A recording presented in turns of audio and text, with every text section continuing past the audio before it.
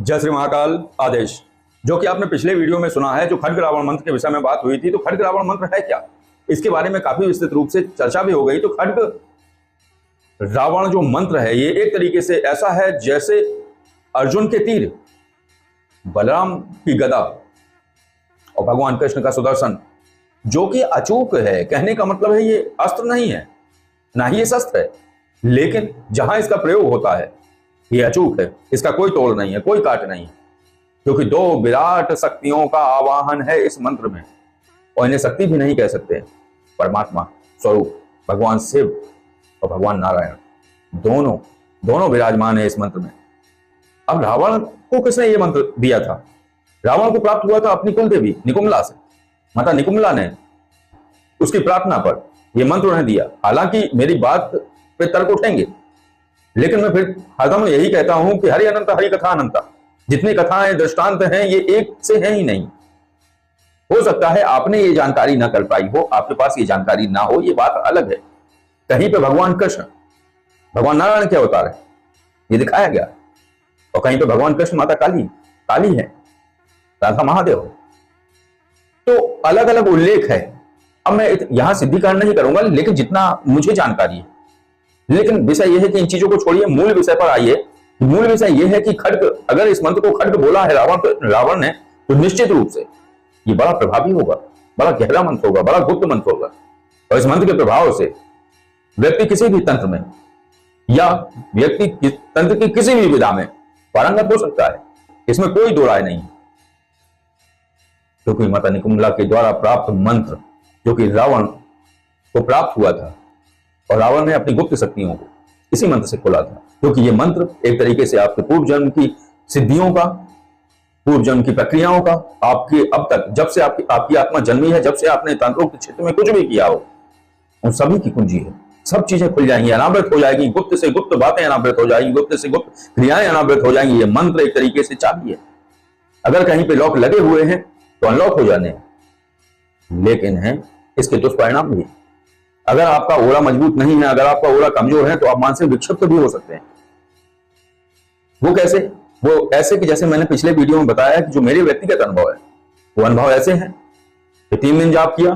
3 दिन जाप करने में रात्रि 11 बजे के बाद किया, और 3 दिन जाप करने में यह हुआ कि ऐसा लगता था जैसे दिमाग में 10 रेडियो चल रहे हो और अलग अलग स्टेशन लगी हुई। कहीं पे मौसम के समाचार चल रहे हैं, कहीं पे गीत आ रहे हैं, कहीं पे समाचार आ रहे हैं, कहीं पे कुछ आ रहा है, कहीं पे न्यूज आ रही है, कहीं पे लोकल की घटनाएं सुनाई दे। दिमाग पजल हो गया। और ये शुरू करते ही हो जाता है। जैसे ही आप मंत्र जाप शुरू करेंगे ये चलना शुरू हो जाएगा, और जब तक मंत्र जाप करेंगे ये चलता ही रहेगा। जैसे ही मंत्र जाप बंद कर देंगे बंद हो जाएगा, लेकिन दिमाग भारी रहेगा। पूरे दिन स्पंदन होता रहेगा, जैसे कोई चीज खुल रही हो। मैं हर मंत्र की जांच करता हूं पहले, एक मेरा अपना तरीका है। हालांकि आपको ये अनुभव हो ना हो नहीं कर सकते हैं, लेकिन मंत्र की तासीर, मंत्र की पावर, मंत्र की क्षमताएं समझने के लिए मैं एक अलग तरीके से प्रक्रिया करता हूं। अकेला जाप नहीं करता हूं, उसकी एक अलग प्रक्रिया करता हूं जिससे मंत्र की ताकत का पता चलता है। मैं पौराणिक मंत्रों का पक्षधर नहीं हूं, लेकिन जो है सो है। जो मंत्र हैं, जिनमें क्षमता है, जिसमें पावर है, उसके बारे में मैं निश्चित रूप से कहूंगा और बताऊंगा। क्योंकि पौराणिक मंत्रों का मैं इसलिए पक्षधर नहीं हूं क्योंकि ये हस्तलिखित हो गए। हस्तलिखित हो गए, फिर छापा आया इनका। तो प्रेस की गलती है, या हस्तलिखित करने में कहीं रेफ, कहीं एक अक्षर, कहीं हलंत, कहीं पूर्णविराम या कौमा, ये अगर डिस्टर्ब हो गए तो मंत्र की तासीर बिगड़ जाती है, फिर वो उतना क्षमतावान नहीं रहता है। इसीलिए मैं पौराणिक मंत्रों का पक्षधर नहीं हूं, मैं नवीन मंत्रों का पक्षधर हूं। लेकिन इस मंत्र में अपनी अलग तासीर। ये मंत्र गहरा है, बड़ा गहरा मंत्र, और ये बाबा महादेव का, और इसमें कुछ अंश, कुछ शक्ति भगवान नारायण की भी है। तो भगवान नारायण मायावी है और भगवान से संपूर्ण है।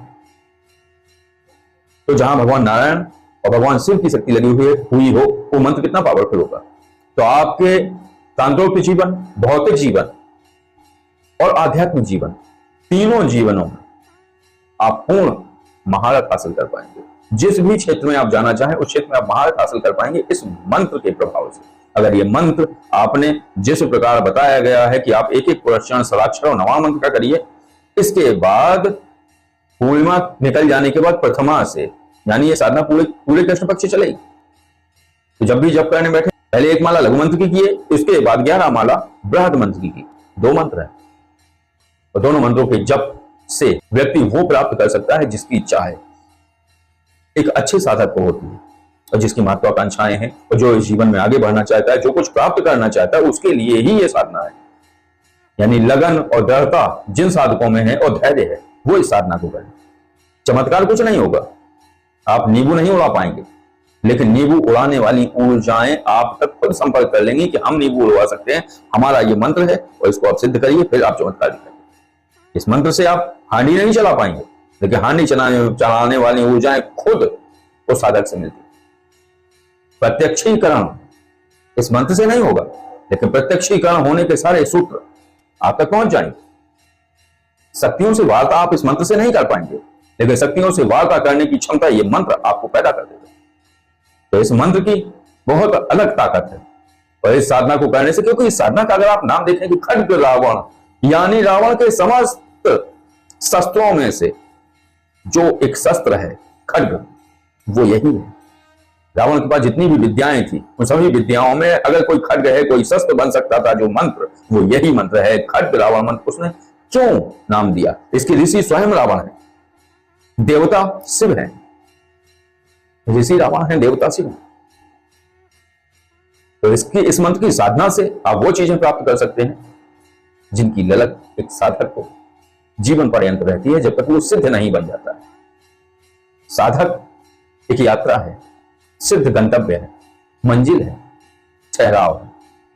तो अभी आप रास्ते पे चले जा रहे हैं, रास्ता है, ये पंथ है, साधक पंथ है, साधक चलायमान है, गतिमान है, लेकिन सिद्ध विस्तारवादी वो बैठ गया है, स्थिर हो गया है।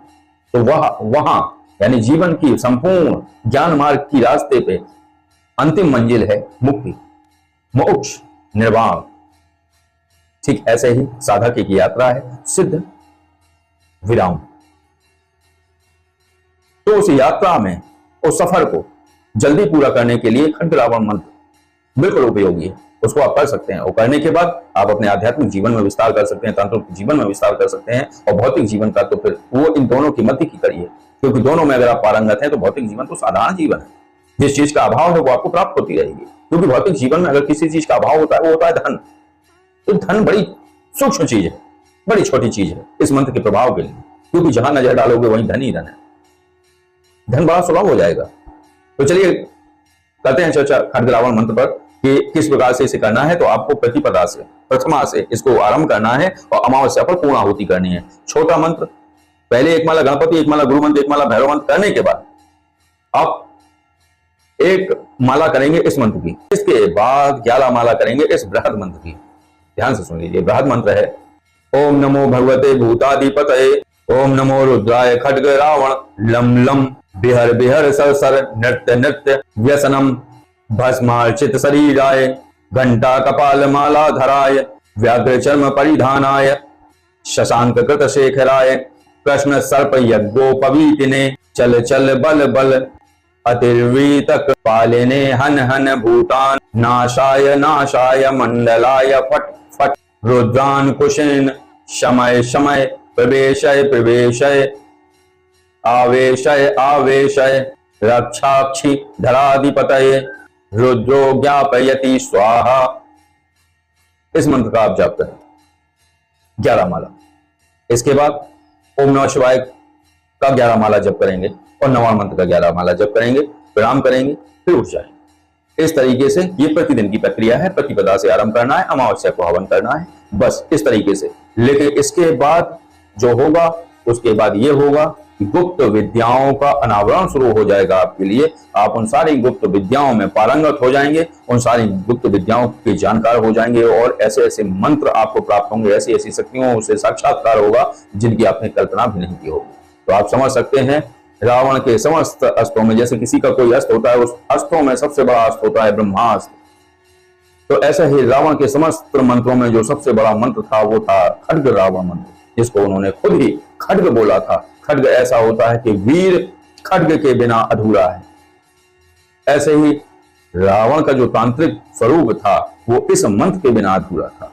तो उन्होंने इस मंत्र को खड्ग मंत्र बोला है अपना। इसमें जो है ऋषि स्वयं रावण है। इसका विधान बड़ा विस्तृत है, इतना सहज नहीं है जितने सहज रूप से मैंने आपको बताया है, लेकिन अगर आप पूर्ण विधान से करेंगे तो इसके परिणाम और फल बहुत अलग प्राप्त होने वाले हैं। आप उन सारे चमत्कारों को कर पाएंगे जो हमारे आपके लिए केवल कल्पना लोक की बातें।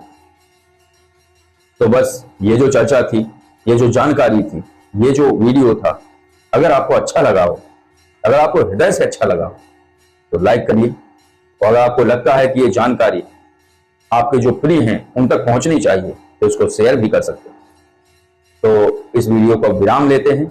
आदेश। जय श्री महाकाल।